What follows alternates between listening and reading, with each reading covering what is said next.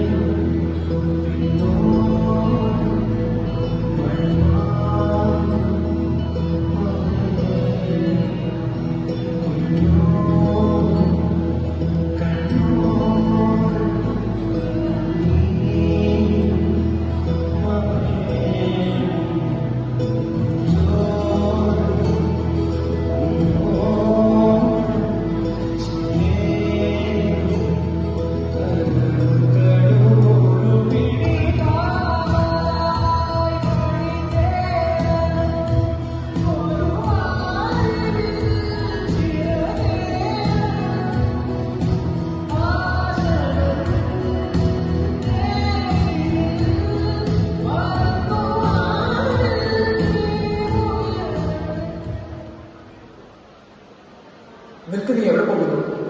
അച്ഛൻ എനിക്ക് പന്ത് കളിക്കാൻ പോകണം. എനിക്ക് പന്ത് കളിക്കാനാണ് ഇഷ്ടം. ശബ്ദിക്കരുത്. നീ നിർത്തിക്കോണം. ഇന്നത്തോടെയല്ല. പഠിച്ച് നല്ല നിലയിൽ ഒരു എഞ്ചിനീയർ ആവാൻ വേണ്ടിയിട്ടാണ് നിന്നെ ഞാൻ കോളേജിലേക്ക് അയക്കുന്നത്. എന്നിട്ട് നീ കളിച്ച് നടക്കുന്നോ? എൻ്റെ ആഗ്രഹങ്ങളോ സ്വപ്നങ്ങളോടാണ് നീലൊക്കെ പറയുന്നത്. സ്വന്തമായി ഞാൻ പോലും പറ്റേണ്ട എൻ്റെ ജീവിതം ഇങ്ങനെയാണ്. ഈ ജീവിതം തന്നെ ഇത്തരമൊരവസ്ഥയിൽ അവരുണ്ടായ മാനസിക സമ്മർദ്ദം ആ മാതാപിതാക്കൾ തിരിച്ചറിഞ്ഞിരുന്നു. അവനെ മരണത്തിന്റെ കഞ്ചിയിലേക്ക് അയക്കുകയാണെന്ന് അവൻ അറിഞ്ഞിരുന്നില്ല. പിച്ചുവെച്ച് തുടങ്ങിയ ജീവിതം ഭാവിയിൽ കാലിടാൻ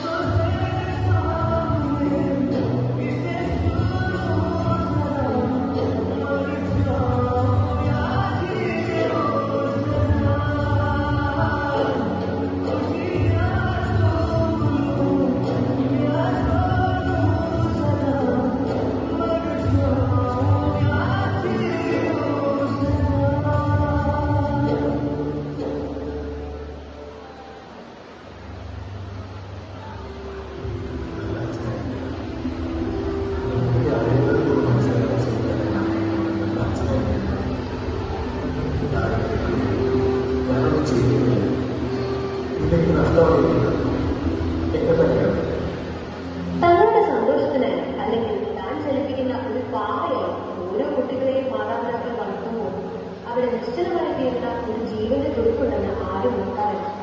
ആ കുഞ്ഞിന്റെ മാനസികാവസ്ഥ ആരും മനസ്സിലാക്കാറില്ല.